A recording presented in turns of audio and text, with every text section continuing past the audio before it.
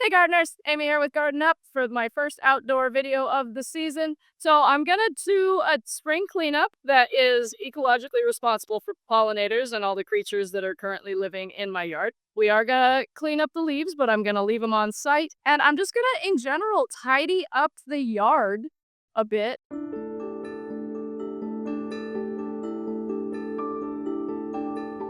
So I really want to, again, practice this happy medium between what's environmentally responsible and what's socially acceptable. So I'm going to work on getting my yard cleaned up so it still has its curb appeal, but it's still good for the environment. All right, ready, set, go. So one of my favorite tools for detail work and when there's mulch involved is the expandable rake. And the reason this is so great is because it's lightweight and I can easily pick up the leaves and pine needles while still leaving the mulch behind. So I use this a lot if there's bark mulch or wood chips down, but I want to get the stuff, from on top of it. One of the things I'm going to do is leave the stems high.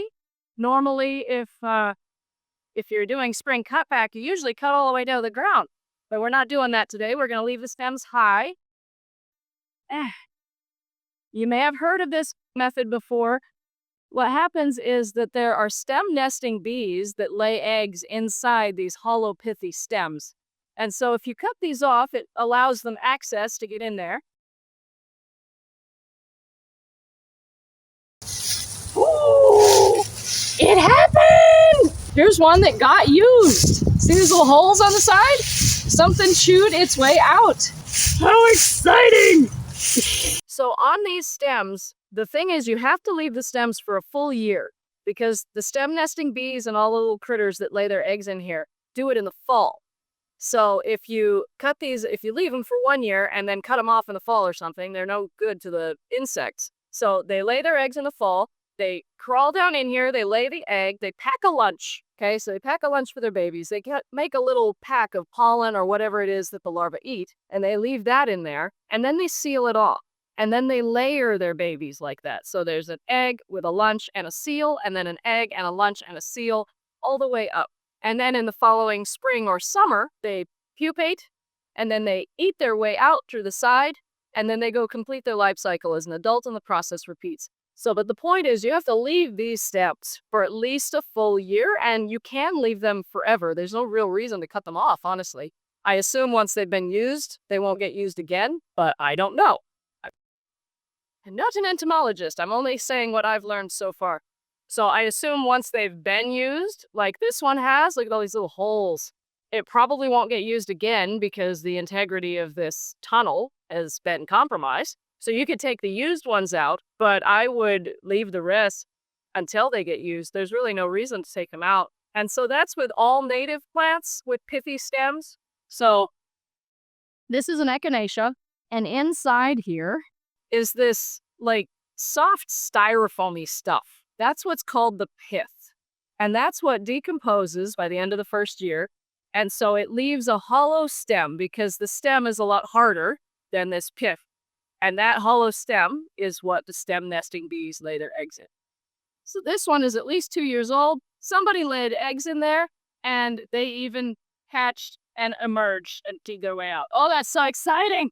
Yay. So when cutting things back with a conventional cleanup, we would go all the way down to the base, make the plant like completely invisible. It's totally clean. There's nothing you can see until the new growth comes up. But with a pollinator cleanup, we leave it tall. Okay, I've talked about this a little bit already. We're leaving it tall for the stem nesting bees. So you go about 12 to 14 inches, and that opens up these pithy stems for the pith to like decompose away.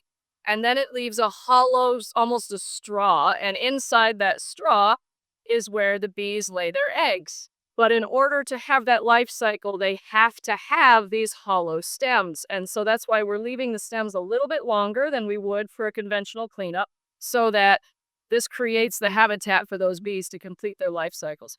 So this is a blue star Amsonia, absolutely gorgeous. Blue flower in the mid-spring.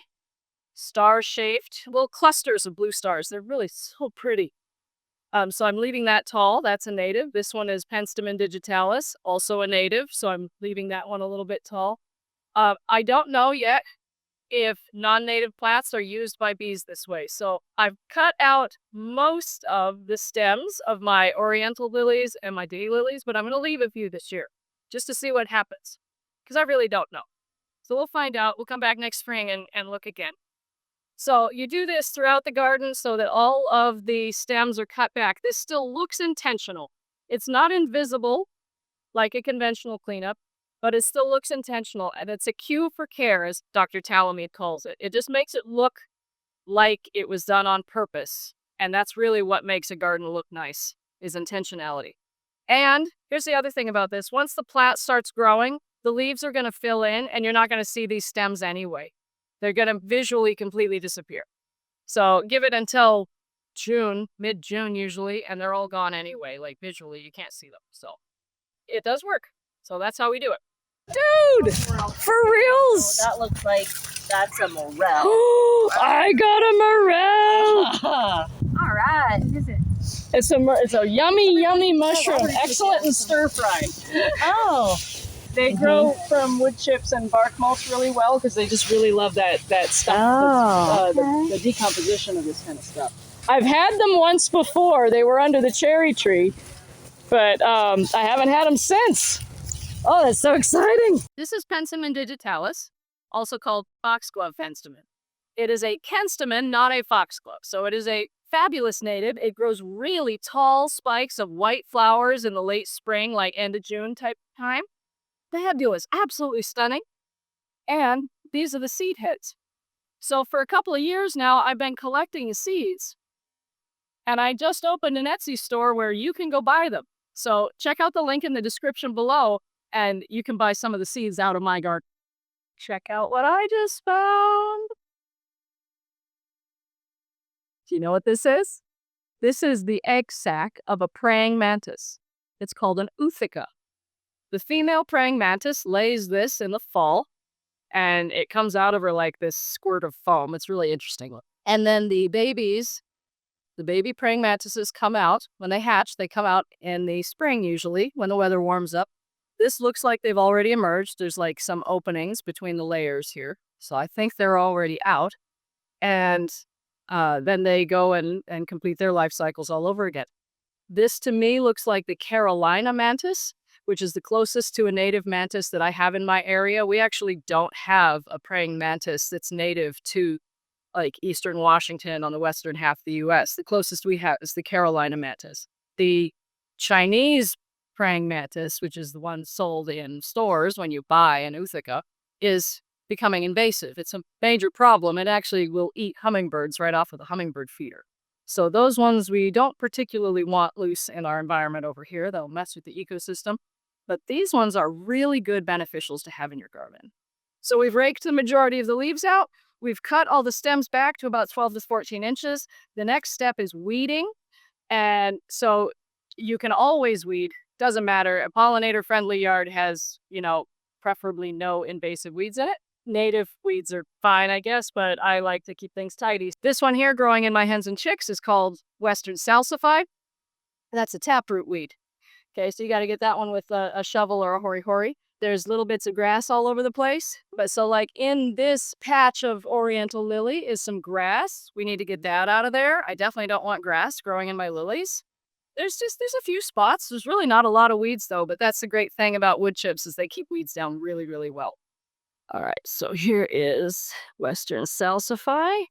I have to be careful because I don't want to hurt my perennial right there. And the roots are going to be all mixed in, but you just loosen up the soil, and there it is. I have a video on Western Salsify in my weeds playlist. All right, so for this, I need to pull the wood chips back a bit so I can see what I'm doing, so I don't decapitate a lily. I'll eat her. There. You're right. So this grass, it's probably Kentucky blue or something similar. It has a rhizome root, so you've got to get the whole rhizome out, which is going to be really tricky in this situation.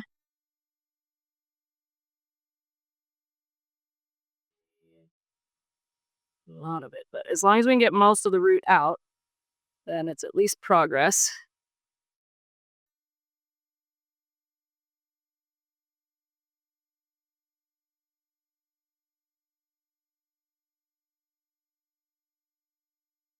This one. And, oh, I didn't break it. I just pulled it up a bit. So stuff like that. So just be really, really careful when it comes to weeds. We are leaving these stems because that's an experiment. All right, everything's been cleaned out, weeded, and cut back.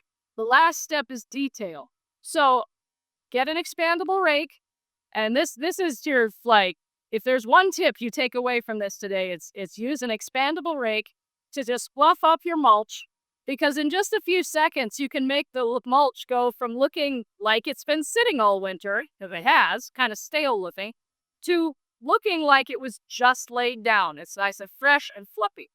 So use an expandable rake to do that. And then use a broom or a blower or pretty much anything else to just sweep off the edges and get a nice clean edge. As long as your edges are clean and crisp, oftentimes the focal point will go, for your eyes, will go from the edges to whatever the focal point of the garden is, and you might even miss any mess in between. So to make a garden look really crisp and clean, make sure that your edges are crisp and clean.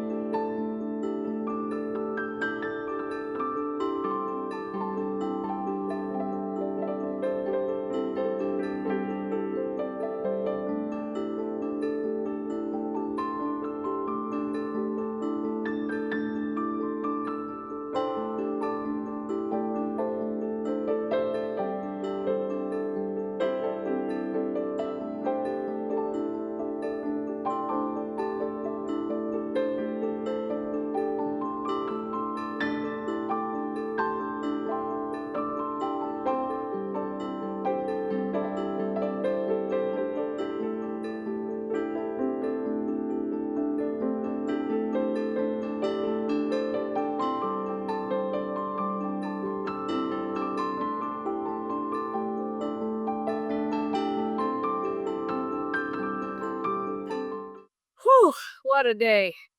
But I think it looks great. So thanks again for watching, everybody. If you have any questions, make sure to leave them in the comments down below. If you haven't already done so, please subscribe. And if you liked this video, please make sure to tell me by hitting the like button. Thanks again for watching, everyone. I will see you in the garden.